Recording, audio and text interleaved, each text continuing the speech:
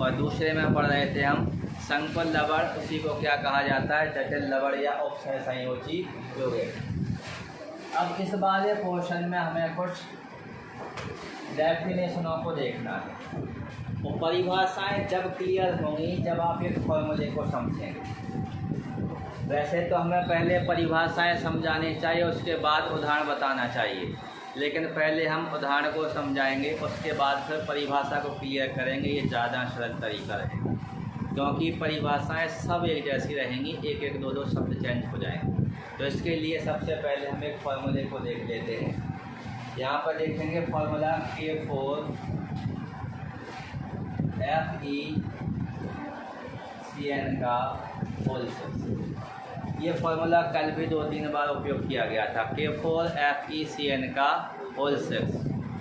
इसमें क्या क्या है इन सबको हमें देखना है। सबसे पहले हम बात कर लेते हैं Fe को कहते हैं केंद्रीय धातु परमाणु। Fe को क्या कहेंगे, केंद्रीय धातु परमाणु। और ये जो Cn है, Cn को क्या कहेंगे, लिगैंड कहेंगे। लिगैंड का ही हिंदी में नाम होता है संलग्नी, साथ में लगा हुआ इसके केंद्रीय धातु परमाणु। तो इसको हम क्या कहेंगे, संलग्नी कहेंगे, या तो इसी को हम क्या कहेंगे, लिगैंड। ज़रूरी नहीं है कि केवल Cn ही लिगैंड हो। आने वाले जो फॉर्मूले रहेंगे उनमें Cn भी लिखा हो सकता है, Cn की जगह और कुछ भी लिखा हो सकता है। आपको फोकस करना है इसके ऊपर। यहाँ पहले वाला जो फॉर्मूला लिखा होगा, संकेत जो लिखा होगा, वो अपना क्या रहेगा, केंद्रीय धातु परमाणु। उसके अलावा जो इस बड़े वाले कोष्ठक के अंदर जितना भी फॉर्मूला या संकेत यूज किया गया होगा, वो सब किसके अंतर्गत आते हैं, आपके लिगैंड या संलग्नी के अंतर्गत आते हैं। अब ये जो बड़ा वाला कोष्ठक है, इस बड़े वाले कोष्ठक का भी क्या होता है, नाम होता है। इसे हम क्या कहते हैं, उपसहसंयोजी मंडल कहते हैं। उपसहसंयोजी मंडल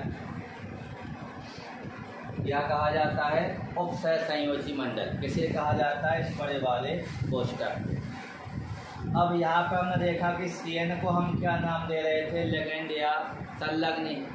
और Cn की यहाँ पर संख्या बताई गई है कितनी, 6। मतलब Cn कितने हैं, 6 है। तो ये जो संख्या है इसी को हम क्या कहते हैं, उपसहसंयोजन संख्या कहते हैं। उपसहसंयोजन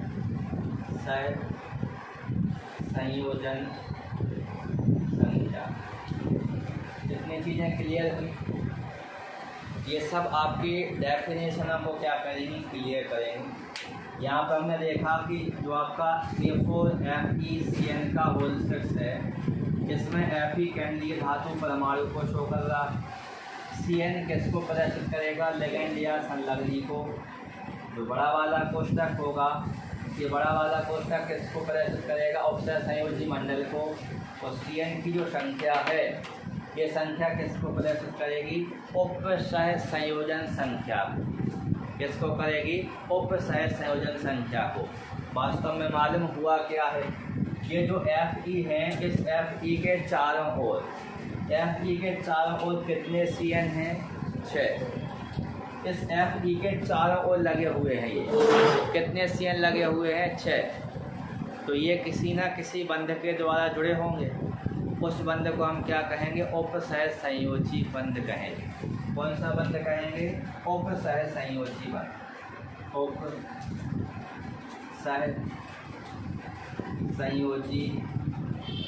बंध क्या कहा जाता है, इसको उपसहसंयोजी बंध। यदि आप इन संकेतों के साथ साथ नामों को समझ गए, इनकी स्थिति को समझ गए, तो आप ये समझ लीजिए कि आपने 4 परिभाषाएं सीखी। तो परिभाषाएं ऐसी कि जो परीक्षाओं में आती हैं, उनके अपन को 2-2 उदाहरणों को भी देखना है। तो ये केंद्रीय धातु परमाणु है, ये आपका लिगैंड या संलग्नी है। बड़े वाले कोष्ठक को हमने नाम दे दिया उपसह संयोजी मंडल। लिगैंडों की जो संख्या है, इस संख्या को क्या नाम दिया? उपसह संयोजन संख्या। और ये Fe के चारों ओर CN लगे होंगे, और CN के अलावा भी तो और कुछ हो सकता है, और यहाँ Fe के अलावा भी और कुछ हो सकता है। तो यदि दूसरा आ जाए, उसके चारों ओर कोई लगा रहेगा, वो लिगैंड कहलाएगा। और जिस बंध के द्वारा जुड़ा रहेगा उसको अपन क्या कहेंगे? उपसह संयोजी बंध। इसी कारण तो ये उपसह संयोजी मंडल और उपसह संयोजी यौगिकों का निर्माण कर रहे हैं। ये किसके अंतर्गत आते हैं? उपसह संयोजी यौगिकों के अंतर्गत आते हैं। उपसह संयोजी यौगिकों की डेफिनेशन ही बनती है। उपसह संयोजी बंध के फलस्वरूप जो यौगिक बनते हैं, उन यौगिकों को क्या कहा जाता है? उपसह संयोजी यौगिक कहा जाता है। और ये हमारे किसके अंतर्गत आ रहे हैं? द्विक लवण में अलग था, और ये क्या है अपना? संकुल लवण है। ये संकुल लवण के अंतर्गत आ रहे हैं। संकुल लवण को ही हम क्या कह रहे थे? जटिल लवण, या फिर क्या कह रहे थे? उपसह संयोजी यौगिक। तो देखो उपसह संयोजी यौगिक है तो उपसह संयोजी मंडल भी इसके अंतर्गत आ गया, उपसह संयोजी बंध भी आ गया। तो कौन सी संख्या आ गई? उपसह संयोजन संख्या आ गई। इतने आपको देखने हैं। एक और देखेंगे यहाँ Fe के साथ। Fe की जब हम इस पूरे को कैलकुलेट करेंगे तो Fe की ऑक्सीकरण संख्या कितनी निकलेगी? 2। आगे देखेंगे कैसे इसको निकालना है। ठीक है, आगे देखेंगे कि इसको निकालना कैसे है, आगे निकालेंगे अपन। तो Fe की ऑक्सीकरण संख्या कितनी निकलेगी? 2। इस वाले में तो ये 2 निकालने की ट्रिक काम कर जाती है। 6 में से कितने को घटाना है? 4 को, तो 2 आ जाता है। और ये सबके ऊपर अप्लाई नहीं होता है। तो सोचो कि सब में से ही घटा के लिख दें, ये सबके ऊपर अप्लाई नहीं होता। 50-60% तक तो ये काम करता है, तरीका सबके ऊपर लागू नहीं होता है। तो ये जो सेकंड आया है, मान के चलिए कि इसको अपन ने क्या कर लिया? सॉल्व कर लिया। ठीक है, और सॉल्व करने के बाद हमें कितना प्राप्त हुआ? Fe का सेकंड मान। तो ये जो आपका सेकंड मान होता है, ये ऑक्सीकरण संख्या है। ये कौन सी संख्या है? ऑक्सीकरण संख्या। इतने संकेतों के बारे में आप समझ गए। आप यदि कहीं पर भी हम इस प्रकार का कोई फॉर्मूला लिख दें तो आप बता पाएंगे कि कौन उपसह संयोजी बंध बनाएगा, किसको लिगैंड या संलग्नी कहेंगे, किसको उपसह संयोजी मंडल कहेंगे, किसको केंद्रीय धातु परमाणु कहेंगे, और ऑक्सीकरण संख्या कैसे निकाली जाती है वो अब अपन निकाल लेते हैं। इसकी ऑक्सीकरण संख्या को निकाल के बता देते हैं। तो ये लिखा हुआ है अपने पास फार्मूला, ये सब उपयोग होंगे। अभी हम फिर से इसको लिख देंगे, एक बार परिभाषाओं को समझाएंगे। अभी हम फार्मूले से जो सेकंड निकाल के हमने रखा हुआ है, इसको अपन लिख लेते हैं कैसे आया है ये। देखो, हमें निकालना है किसकी? Fe की ऑक्सीकरण संख्या। इसके लिए आपको एक चार्ट बनाया गया था 10 लाइनों, याद होगा। 10 लाइन एक जगह भरवाई गई थी, बोर्ड पर आपको उनकी वैल्यू लिखाई गई थी, वो आपको याद कर लेना है। यहाँ तो अपन लिख देंगे कि इसकी वैल्यू इतनी होती है, वो याद करना पड़ेगा। देखो, पोटेशियम के कितने हैं? 4, तो 4 लिखेंगे। इसका गुणा करेंगे, K+ आयन बनता है, आप इतना तो जानते ही हैं, K+ आयन बनता है, प्लस आयन बनता है, यानी इसकी वैल्यू कितनी हो गई? +1 हो गई। और +1 को तो हम सीधा क्या लिख सकते थे? 1 लिख सकते थे। फिर जैसे ही संकेत, मतलब जैसे ही तत्व चेंज होगा तो अपन प्लस के चिन्ह का उपयोग करेंगे। Fe की वैल्यू निकालनी है तो Fe के लिए क्या लिखेंगे? x। फिर से चेंज हो गया तो फिर से प्लस का चिन्ह लगाएंगे। Cn के कितने हैं? 6, तो यहाँ पर कितना लिखेंगे? 6 लिखेंगे। एक Cn की वैल्यू कितनी होती है? -1। यही वैल्यू आपको याद करनी है, ठीक है, ये याद करनी पड़ेगी। इन सब का योग क्या होता है? 0 होता है। ये नियम है, नियम आपको आगे बताया जाएगा। अभी तो हम केवल सेकंड कैसे आया है इसको अपन बता रहे हैं, बाकी के काफ़ी फॉर्मूले हैं जिनमें आपको ये बता दिया जाएगा। तो ये आपका 4 एकम 4, और ये +x है, x +- और ये 6 एकम 6 बराबर 0। 4 में से 6 गए, कितने बचे? x - 2 बराबर 0। इस 2 का साइड क्या कह दिया? पक्षांतर। तो x बराबर +2। चिन्ह सहित लिखना, चिन्ह सहित ही लिखना है। यदि आपने इनकी ऑक्सीकरण संख्या निकाली, इस प्रकार से निकाली, तो चिन्ह सहित ही लिखना है। और जब आप वहाँ लिखेंगे सूत्रों में, तो उसको छोटे वाले कोष्ठक के अंदर बंद करना है। तो अभी जैसे हमने डायरेक्ट आपको बता दिया था कि Fe की ऑक्सीकरण संख्या कितनी है, सेकंड, रोमन संख्या है, छोटे वाले कोष्टक में है। थोड़ा इस लाइन को याद रखें, क्योंकि हम नियम के अतिरिक्त बिना नियम के चीज़ को समझ सकते हैं, तो उससे नियम हमेशा के लिए अपन बना सकते हैं।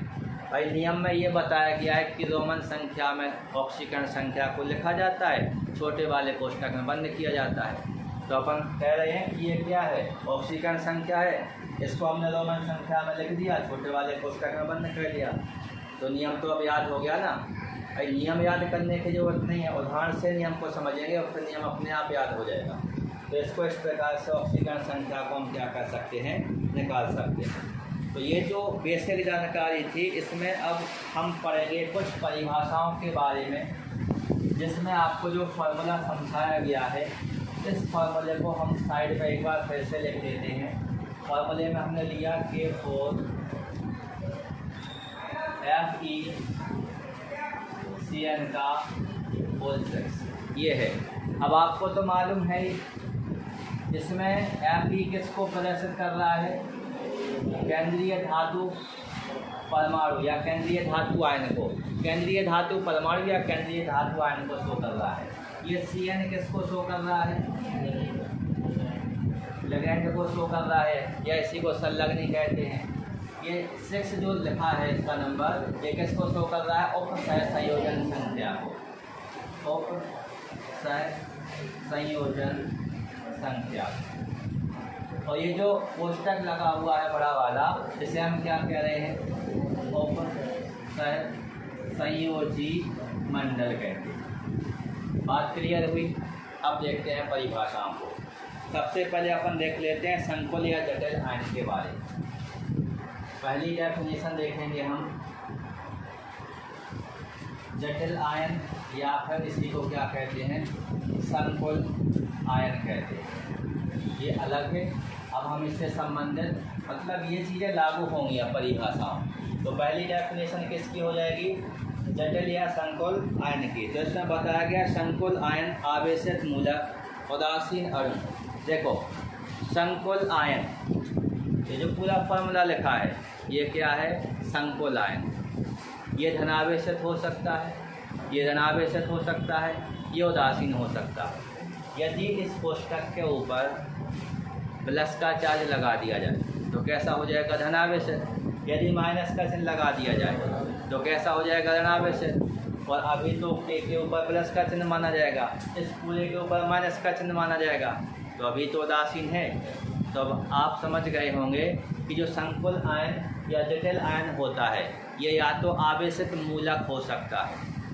आवेशित क्या हो सकता है, मूलक हो सकता है। आवेशित मूलक का समझ लो, या तो प्लस में जाए तो उसको धनावेशित मूलक कहेंगे, और ऋण में जाएगा तो उसको अपन कहेंगे ऋण आवेशित मूलक कहेंगे। तो या तो ये जटिल या संकुल आयन कैसे हो सकते हैं, धनावेशित मूलक हो सकते हैं, धनावेशित मूलक हो सकते हैं। या फिर ये कैसे हो सकते हैं, ऋणावेशित मूलक हो सकते हैं। कैसे हो सकते हैं, ऋणावेशित मूलक हो सकते हैं। या फिर ये कैसे हो सकते हैं, उदासीन हो सकते हैं। तीनों ही कंडीशन बनेगी, या तो प्लस चार्ज रहेगा, या माइनस चार्ज रहेगा, या फिर कोई चार्ज नहीं रहेगा। तो कैसा रहेगा, उदासीन।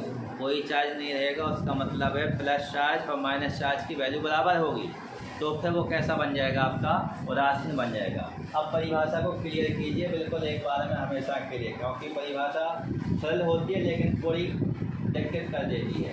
तो जटिल या संकुल आयन कैसे होते हैं, धनावेशित मूलक, ऋण आवेशित मूलक, या कैसे होते हैं, उदासीन। जिसके एक केंद्रीय धातु परमाणु, जिसके एक केंद्रीय धातु परमाणु, साइड में देख दो, समझ गए किसकी बात हो गई, अब Fe की हो गई ना। जिसके एक केंद्रीय धातु परमाणु, दो या दो से अधिक, देखो दो भी हो सकते हैं, दो से अधिक भी हो सकते हैं। क्या, लिगैंड, इनकी संख्या को, लिगैंडों की संख्या को, किसकी बात कर रहे हैं हम, लिगैंडों की संख्या की बात कर रहे हैं। तो दो या दो से अधिक लिगैंडों से किस बंध के द्वारा जुड़ा होता है? उपसह संयोजी बंध के द्वारा जुड़ा होता है। उपसह संयोजी बंध के द्वारा जुड़ा होता है। बंध के द्वारा जुड़ा होता है। क्या कहलाता है? जटिल आयन या संकुल आयन कहलाता है। देखो पूरी परिभाषा में जो वर्ड यूज किए गए हैं वो कहाँ से उठाए गए हैं? इसी से उठाए गए।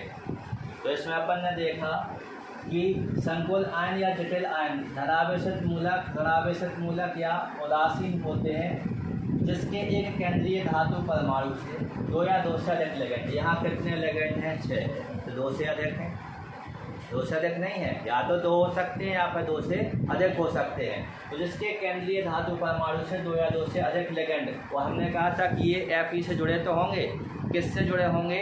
उपसह संयोजी बंध से जुड़े होंगे। तो दो या दो से अधिक लिगेंड केंद्रीय धातु परमाणु से उपसह संयोजी बंधों के द्वारा जुड़े होते हैं। तो इस प्रकार इसको हम क्या कह देते हैं? जटिल आयन या संकुल आयन कह देते हैं। और इस संकुल आयन या जटिल आयन को देखो, संकुल आयन या जटिल आयन को किस में लिखते हैं? बड़े वाले कोष्ठक में लिखते हैं। किस में लिखते हैं? बड़े वाले कोष्ठक में। और बड़े वाले कोष्ठक को क्या कहते हैं? उपसह संयोजी मंडल कहते हैं। क्या कहा जाता है? उपसह संयोजी मंडल। परिभाषा क्लियर हुई? तो यहाँ पे हमने देखा संकुल आयन या जटिल आयन धनावेशित, ऋणावेशित मूलक या फिर उदासीन प्रकृति के हो सकते हैं जिसमें केंद्रीय धातु परमाणु के चारों ओर दो या दो से अधिक लिगेंड उपसह संयोजी बंधों के द्वारा जुड़े होते हैं। संकुल आयन या जटिल आयन को किसके अंदर लिखा जाता है? बड़े वाले कोष्ठक के अंदर लिखा जाता है। और बड़े वाले कोष्ठक को क्या कहा जाता है? उपसह संयोजी मंडल कहा जाता है। बात क्लियर हुई? तो ये अपन ने डेफिनेशन देख ली किसकी? संकुल या जटिल आयन की। बात समझ गए? अब देखेंगे हम दूसरी डेफिनेशन।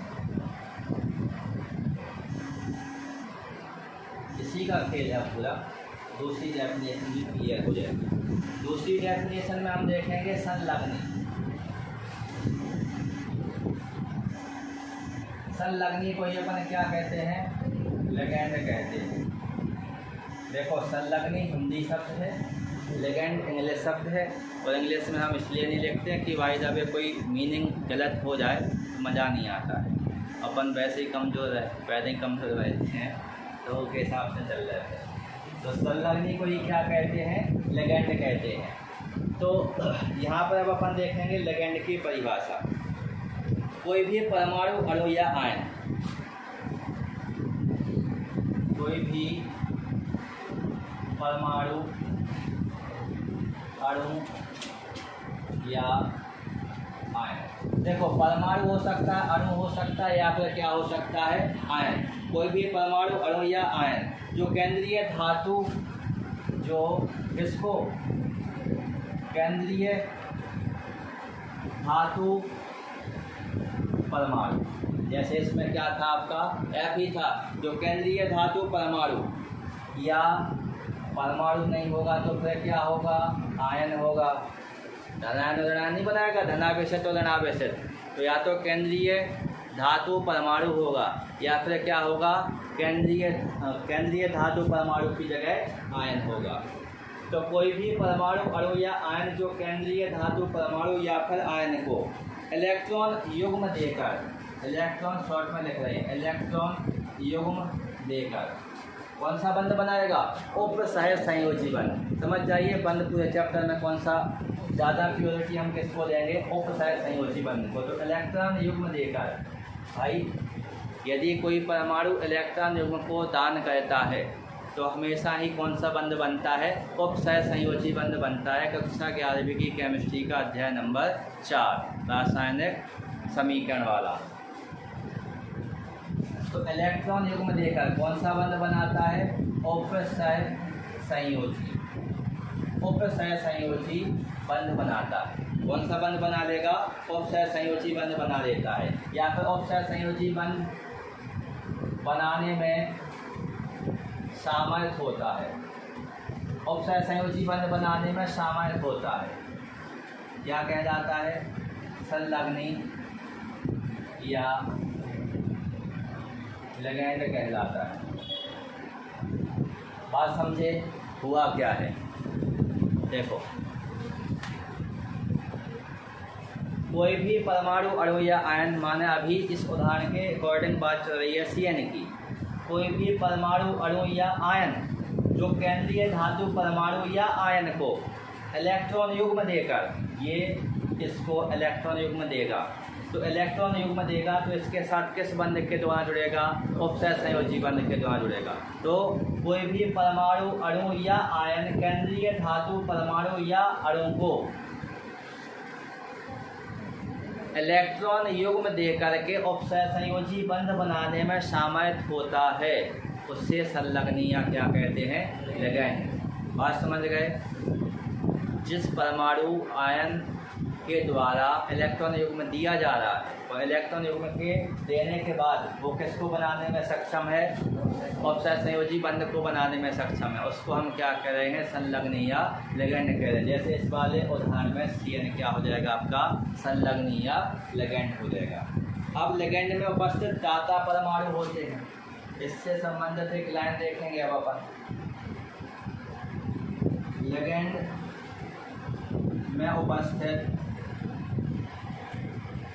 दाता परमाणु, दाता परमाणु का मतलब समझ रहे हैं, ये नहीं बताया गया था इलेक्ट्रॉन युग्म देकर, देकर देकर माने क्या हो गया, दाता हो गया। तो इसमें वही बताया गया है, लिगैंड में उपस्थित दाता परमाणु की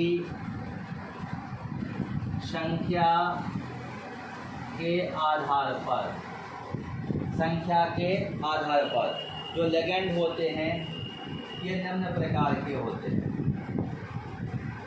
लिगैंड निम्न प्रकार के होते हैं। सबसे पहले यहाँ पे आ जाएगा आपका एक दंतुल लिगैंड, दूसरा हो जाएगा आपका द्वि दंतुल लिगैंड और तीसरे हो जाएंगे आपके बहु दंतुल लिगैंड। बात समझिए। यदि कोई एक इलेक्ट्रॉन युग्म को देता है, कोई परमाणु एक इलेक्ट्रॉन युग्म को देता है, तो उसको अपन क्या कहेंगे, एक दंतुल लिगैंड कहेंगे, क्योंकि देना तो किसको है, इलेक्ट्रॉन युग्म को देना है। यदि कोई परमाणु एक इलेक्ट्रॉन युग्म को देता है तो उसे हम एक दंतुल लिगैंड कहेंगे। यदि कोई परमाणु दो इलेक्ट्रॉन युग्मों को देता है तो उसे हम क्या कहेंगे, द्विदंतुल लिगैंड कहेंगे। अब तो हो सकता है कोई 3 दे, कोई 4 दे, कोई 5 दे, तो अब ऐसे तो चलता नहीं रहेगा, इसलिए सीधा कहेंगे कि जब कोई परमाणु 2 से अधिक इलेक्ट्रॉन युग्मों को देता है, कितने से अधिक देता है, 2 से अधिक इलेक्ट्रॉन युग्मों को देता है, तो फिर उसे अपन क्या कह देते हैं, बहुदंतुल लिगैंड कह देते हैं। अब इनके एक एक उदाहरण, एक एक दो उदाहरण और देख लीजिए। एक दंतुल लिगैंड, एक दंतुल लिगैंड के अंतर्गत आपका क्या आ जाता है, NH3 अमोनिया। इसमें आप लिख सकते हैं फ्लोरो ब्रोमोफोर, F ऋण, Cl ऋण, Br ऋण, ये सब किसके अंतर्गत आते हैं, एक दंतुल लिगैंड के अंतर्गत आते हैं। और इसके अलावा यदि हम देखें किसके अंतर्गत, द्विदंतुल लिगैंड के अंतर्गत, तो द्विदंतुल लिगैंड में आ जाएगा C2O4 का होल 2 ऋण, C2O4 का होल 2 ऋण। ये आपका क्या है, ऑक्सीलेटो है, इसको क्या कहेंगे, ऑक्सीलेटो। भाई इनके नाम तो आप बोल सकते हैं, क्लोरो, ब्रोमो और ये एमीन। भाई अमोनिया का नाम तो इसका है, ये एमीन माना जाएगा यहाँ, ठीक है, एमीन कहेंगे इसको। और ये क्या हो गया आपका C2O4 का होल 2 ऋण, इसको अपन ने क्या कहा, ऑक्सीलेटो। इसके अलावा भी होता है एथिलीन डाई एमीन, तो इसका नाम मिटा के यहीं पर लिख देते हैं, एथिलीन या इथिलीन डाई एमीन। आगे से याद रखेंगे, शॉर्ट में इसको अपन क्या लिखेंगे, स्मॉल e स्मॉल n। अब पूरे इस चैप्टर में जहाँ जहाँ पर भी हम स्मॉल e स्मॉल n कोष्टक में लिख दें तो आप समझ जाना किसकी बात चल रही है, एथिलीन या इथिलीन डाई एमीन की बात चल रही है। तो ये इसका फॉर्मूला H2N दिमाग घूम गया होगा कि H2N वाला फार्मूला, हालांकि लिखा क्या है NH2 लिखा है, समझ रहे हैं। ये H2N इसलिए लिखा है ताकि आगे इसको व्यवस्थित लिखा जा सके, CH2 single bond CH2 single bond NH2। तो जैसा ये NH2 यहाँ लिखा है वैसे ही NH2 ये यहाँ पर लिखाया गया है, बस बॉन्ड को N से जोड़ा गया है, इसके लिए उसको स्पष्ट रूप से समझा दिया गया है। तो ये आपका क्या हो जाएगा, एक तो ऑक्सीडेटिव हो जाएगा, दूसरा क्या हो जाएगा एथिलीन डाई एमीन, ये आपके किसके उदाहरण हो जाएंगे, द्विदंतोल लिगैंड के। इसके अलावा बहुत सारे होते हैं, आप अभी एक एक दो दो याद कर लीजिए, बाकी का फिर अपन इसको बाद में आप अलग से करेंगे। अब क्या है बहुदंतोल लिगैंड। बहुदंतोल लिगैंड में दाता परमाणु कितने रहेंगे, 2 से अधिक। एक दाता परमाणु तो एक दंतोल लिगैंड, 2 दाता परमाणु तो द्विदंतोल लिगैंड, और 2 से अधिक दाता परमाणु देने वाले, समझ रहे, दाता परमाणु समझ रहे, देने वाले, तो क्या हो जाएगा आपका बहुदंतोल लिगैंड हो जाएगा। और बहुदंतोल लिगैंड में आपको लिखना है क्या, TDTA, ये फुल फॉर्म में पूछा जाता है, TDTA। तो इसको आपको इसका एक तो फुल फॉर्म याद करना है, और साथ में ये भी याद करना है कि इस पर किसी भी प्रकार का कोई आवेश नहीं पाया जाता है, कभी कभी ले लिया जाता है, लेकिन ज़्यादातर इसके लिए किसको लेंगे अपन, शून्य आवेश को, TDTA। इसका नाम होता है ethylene di amine tetra acetato, ethylene di amine tetra acetato, ये हो गया किसका पूरा नाम, EDTA का नाम। तो EDTA का नाम आप याद करके रखें, खाली स्थान में पूछा जाता है, रिक्त स्थान में ये कई बार आया है। EDTA क्या होता है, शून्य आवेश वाला लिगैंड होता है। इसका पूरा नाम क्या होता है, एथिलीन डाई एमीन टेट्रा एसीटेटो होता है, और ये एक प्रकार का बहुदंतोल लिगैंड है। 3 ऑब्जेक्ट बन गए। EDTA कैसा होता है, शून्य आवेश वाला, और एथिलीन डाई एमीन टेट्रा एसीटेटो इसका क्या होता है पूरा नाम, और ये होता क्या है, बहुदंतोल लिगैंड होता है। तो ये अभी अपन क्या देख रहे थे, संलग्नीय लिगैंड। इसके बाद अब हम देखेंगे अगली डेफिनेशन। अगली डेफिनेशन के रूप में उपसय संयोजी संख्या,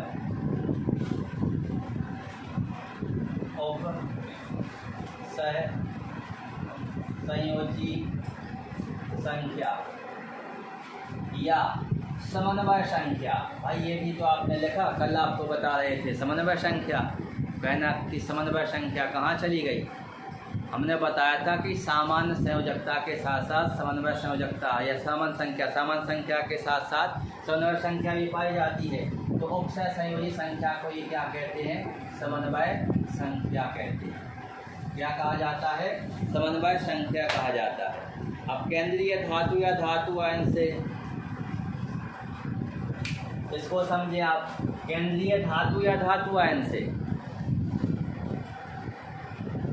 जुड़े हुए लिगैंडों की संख्या, केंद्रीय धातु या धातु आयन से उपसय संयोजी बंध के द्वारा जुड़े हुए लिगैंडों की संख्या को क्या कहा जाता है, उपसय संयोजी या समन्वय संख्या कहा जाता है। देखो परिभाषा याद करने के चक्कर में मत रहना, परिभाषा यहाँ से बनाने के चक्कर में रहो, बिल्कुल गलत नहीं होगी, मेहनत भी नहीं होगी। तो यहाँ पे हम क्या लिखेंगे डेफिनेशन में, केंद्रीय धातु परमाणु या आयन से किस बंध के द्वारा, उपसय संयोजी बंध द्वारा जुड़े किसकी संख्या, लिगैंडों की संख्या या संलग्नियों की संख्या। लिगैंडों की संख्या को क्या कहा जाता है, ये लिखा है भैया, उपसय संयोजन संख्या कहा जाता है। क्या कहा जाता है, उपसय संयोजन संख्या कहा जाता है। बात समझ में आ गई, परिभाषा क्लियर हुई कि नहीं हुई, केंद्रीय धातु परमाणु या आयन के साथ उपसह संयोजी बंध के द्वारा जितने भी संलग्नी या लिगेंड जुड़े होते हैं उन लिगेंड या संलग्नियों की संख्या को क्या कहा जाता है? उपसह संयोजन संख्या कहा जाता है। सामान्यतः बताया जाता है कि यह संख्या उपसह संयोजन संख्या कितने से कितने के बीच होती है? 2 से 10 तक, 2 से 10 के मध्य होती है। उपसह संयोजन संख्या सामान्यतः 2 से 10 के मध्य होती है, लेकिन जो अधिकांश यौगिक होते हैं, अधिकांश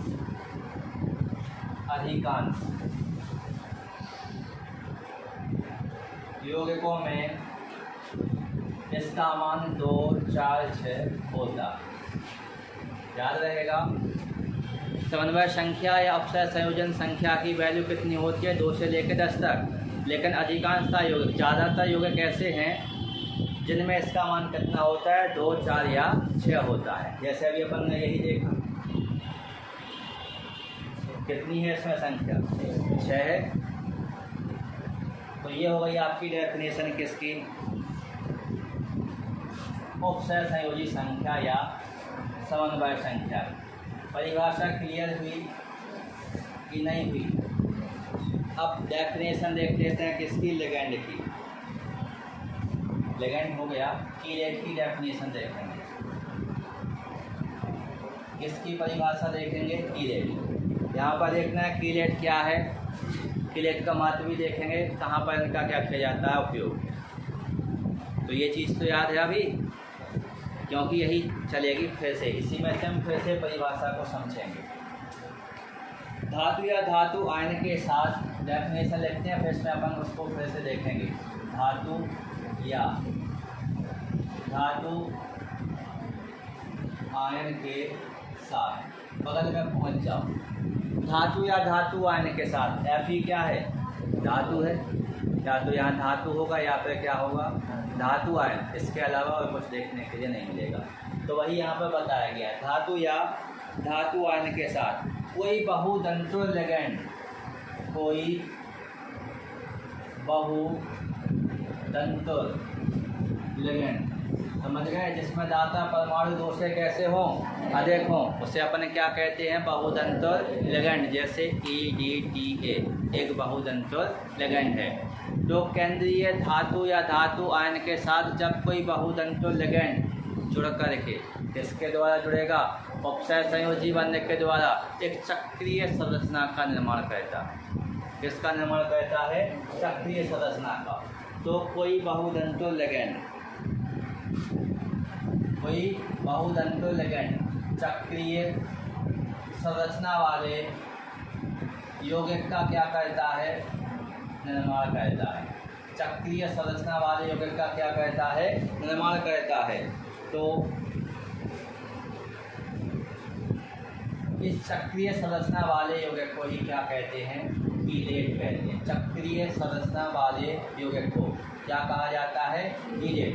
परिभाषा में आप समझ रहे होंगे कि कोई केंद्रीय धातु या धातु आयन है, उसके चारों ओर बहुदंतुल लिगेंड जुड़ जाएगा तो चक्रीय संरचना बनेगी?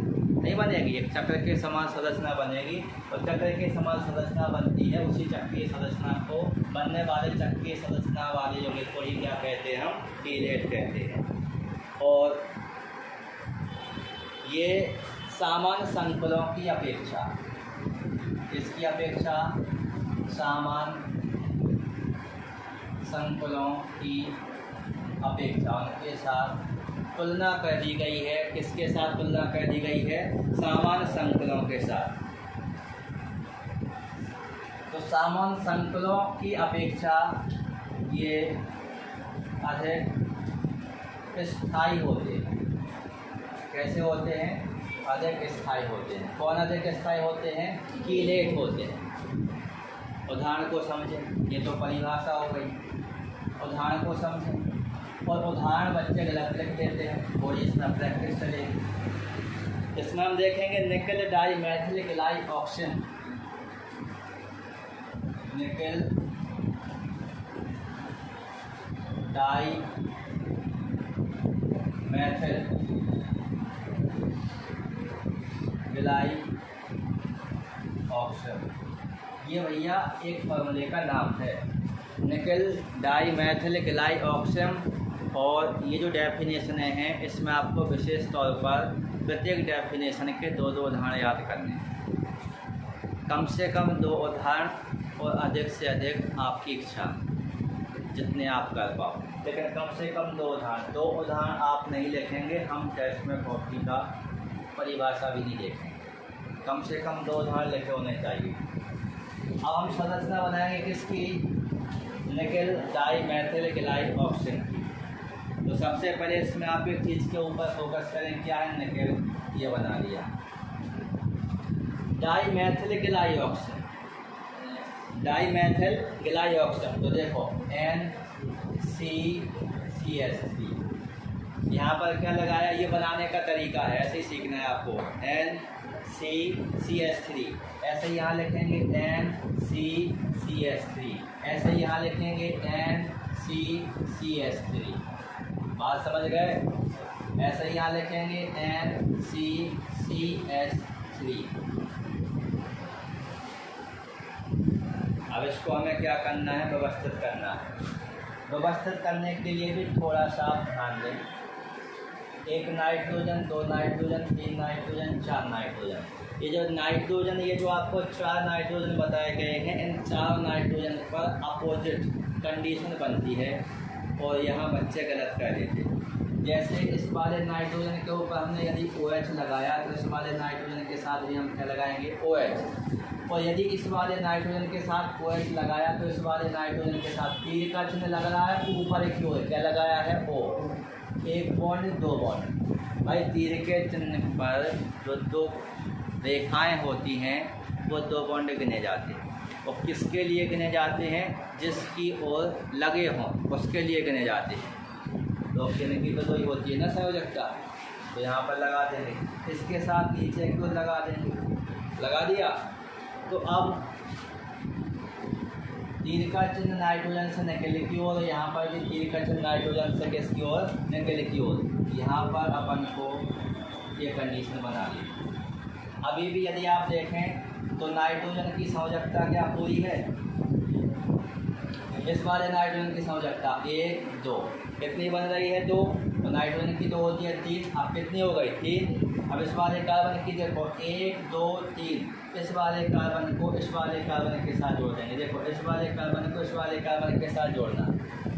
तो अब इस वाले कार्बन की देखो 1 2 3 डबल बॉन्ड, तो इस नाइट्रोजन की 1 2 3, ये वाला नहीं गिनेंगे, ये वाला गिनेंगे 1 और ये 2, किसके लिए, ऑक्सीजन के लिए। ऐसी व्यवस्था यहाँ करनी है। यहाँ डबल बॉन्ड लगाएंगे तो 1 2 3, और ये 3 का चिन्ह लगा है, ये O के लिए लगा है। और इस कार्बन के बाद सिंगल बॉन्ड लगा देंगे, यहाँ पर भी क्या लगा देंगे, डबल बॉन्ड लगा देंगे। तो ये जो आपकी संरचना है, ये संरचना किसकी बन जाएगी, निकल डाईमेथिल गलाइऑक्सिम की। इसमें आपको ध्यान देना है जो संकेत हैं उनकी आपको संयोजकता कंप्लीट करनी है। यदि किसी एक की भी संयोजकता कंप्लीट नहीं है तो आपके हिसाब से गलती इतनी सी होगी, समझते हो। आप कहते हो कि एक ही जगह तो छोड़ा था, वो केमिस्ट्री के हिसाब से वो चीज़ है ही नहीं जिसको बताया गया। इसलिए आप थोड़ा ध्यान दें। ये उदाहरण आपका किसका हो जाएगा, कीलेट का। कीलेट में भी किसका हो जाएगा, निकल डाईमेथिल गलाइऑक्सिम का। अब इस कीलेट का अपन देख लेते हैं क्या महत्व। संरचना की आप बार बार प्रैक्टिस करेंगे। कीलेट का क्या देख लेंगे, महत्व देख लेंगे। तो कीलेट के महत्व में सबसे पहले हम देखेंगे कीलेट का उपयोग कहाँ पर किया जाता है, कठोर जल के मृदुकरण में। मृदुकरण तो समझ ही गए, कठोर जल को मृदु करने में। जल में कठोरता होती है ना, तो उसको अपन कठोर जल कहेंगे। और उसको अपन को क्या करना है, सॉफ्ट वाटर माने मृदु करना है। तो कठोर जल को किस में परिवर्तित करने के लिए, मृदु जल में परिवर्तित करने के लिए किसका उपयोग कर लेते हैं अपन, EDTA ethylene diamine tetra acetato बहुदंतुर लिगैंड। बहुदंतुर लिगैंड, बात समझ गए ना। तो ये हो गया कठोर जल के मृदुकरण में। इसके बाद आंतरिक संक्रमण तत्वों के पृथक्करण में दूसरा क्या हो जाएगा, आंतरिक संक्रमण तत्वों के पृथक्करण में, आंतरिक संक्रमण तत्वों के पृथक्करण में। तो संक्रमण तत्वों का मतलब समझ रहे हैं डी ब्लॉक के तत्व, और आंतरिक संक्रमण तत्व का मतलब समझ रहे हैं एफ ब्लॉक के तत्व। यदि एफ ब्लॉक के तत्वों को हमें कैसा करना हो, अलग करना हो, भाई बनाने की विधि में यदि मिश्रण प्राप्त हो रहा है अपन को, उसमें से अलग करना है, तो फिर अपन किसका उपयोग करेंगे, कीलेट का उपयोग करेंगे। तो क्या किया जा सकता है, आंतरिक संक्रमण तत्वों के पृथक्करण में भी इसका उपयोग किया जा सकता है। इसके अलावा लेड विषाक्तता, लेड विषाक्तता का उपचार ये भी किसके द्वारा, EDTA के द्वारा किया जाता है। किसके द्वारा किया जाता है, EDTA के साथ किया जाता है। EDTA के साथ क्या बना लिया जाता है, संकुल बना लिया जाता है, और लेड विषाक्तता का क्या हो जाता है, उपचार। लेड विषाक्तता का मतलब समझ रहे, लेड शीशा PV ये हमारे शरीर के लिए हानिकारक होता है, विष के रूप में काम करता है। वाहनों से सबसे ज़्यादा प्रदूषण फैलता है तो वो शीशा निकलता है और श्वसन तंत्र पर सीधा प्रभाव डालता है, तो नुकसानदायक होता है, विष के रूप में काम करता है। इसी कारण तो बताया गया लेड विषाक्तता। अब इसका अपन को क्या करना है, उपचार, माने इसको दूर करना है। तो लेड विषाक्तता का उपचार करने के लिए किसका उपयोग किया जाता है, कीलेट का उपयोग किया जाता है। तो आपने इस वाले शब्दों से और इस सूत्र से 4 डेफिनेशनें क्लियर कर ली, जिसमें एक एक शब्द को इसकी सहायता से समझा दिया गया है। बाकी का अपन कल देखेंगे।